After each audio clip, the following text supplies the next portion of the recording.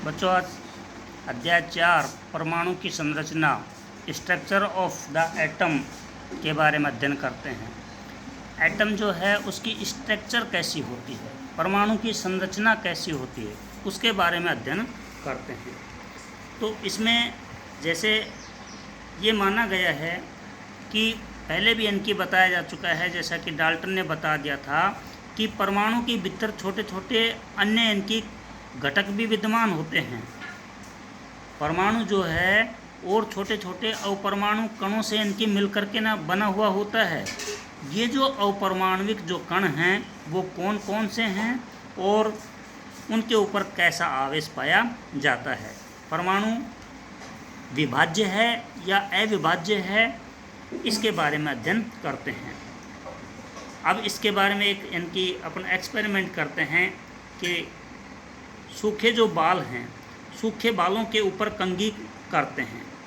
तो कंघी जो है जब की जाती है सूखे बालों पर और फिर कागज़ के छोटे छोटे जो टुकड़े हैं वो कर डाल दिए जाते हैं और वो कंघी उन टुकड़ों के पास में जब ले जाई जाती है तो कागज़ के छोटे छोटे टुकड़े जो हैं कंघी की तरफ आकर्षित होते हैं। इसी प्रकार से जब हम एक इनकी कांच की छड़ लेते हैं और कांच की छड़ को सिल्क के कपड़े पर रगड़ते हैं, रगड़ने पर क्या होता है, उसको फिर हवा से भरे गुब्बारे के पास लेकर जाते हैं।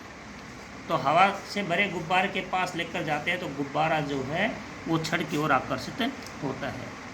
तो इसका अर्थ ये हुआ कि जब हम दो वस्तुओं को आपस में रगड़ते हैं तो रगड़ने से उसमें विद्युत आवेश आ जाता है, और जब विद्युत आवेश आ जाता है तो ये जो विद्युत आवेश जो है ये कहाँ से आया,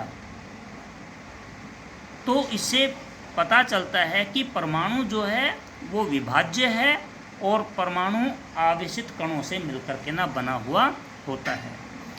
अब ये आवेशित जो कण जो हैं, इनका कौन कौन से आवेशित कण हैं, इनका पता लगाने के लिए विभिन्न वैज्ञानिक जो हैं उन्होंने अपना इनकी योगदान भी दिया, उन्होंने कार्य किया। उसके अंदर 19वीं शताब्दी में ये जान लिया गया था कि परमाणु जो है साधारणतः और अविभाज्य कण नहीं है, बल्कि कम से कम एक अपरमाणविक कण जो है इसके अंदर जरूर पाया जाता है, वो इलेक्ट्रॉन होता है। और जिसका जो पता है, इलेक्ट्रॉन का पता जे थॉमसन ने इनके लगाया था।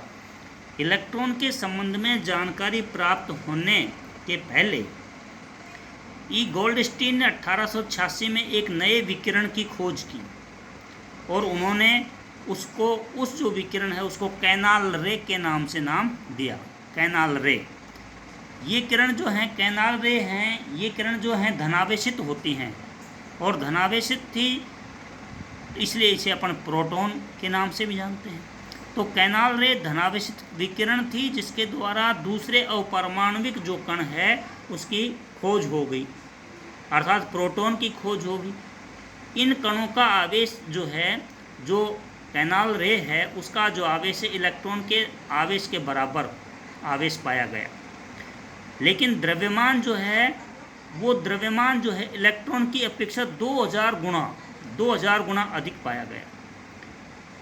तो इनको, इनकी आवेश तो समान विपरीत होता है, इलेक्ट्रॉन पर ऋणावेश पाया जाता है, प्रोटॉन पर धनावेश, आवेश का मान समान होता है, लेकिन द्रव्यमान जो है लगभग इलेक्ट्रॉन से प्रोटॉन का 2000 गुना अधिक होता है, इसलिए इसको नाम दिया गया प्रोटॉन। सामान्यतः इलेक्ट्रॉन को ई नेगेटिव के द्वारा दर्शाया जाता है और जो प्रोटॉन जो है इलेक्ट्रॉन को ई नेगेटिव से दर्शाते हैं और प्रोटॉन जो है उसको पी पॉजिटिव के द्वारा दर्शाया जाता है। अभी बताया मैंने कि जो है प्रोटॉन का द्रव्यमान 1 इकाई और इसका आवेश +1 होता है, इलेक्ट्रॉन का द्रव्यमान है नगण्य माना जाता है, नगण्य, और आवेश जो है वो -1 होता है, अर्थात प्रोटॉन के समान लेकिन विपरीत आवेश पाया जाता है।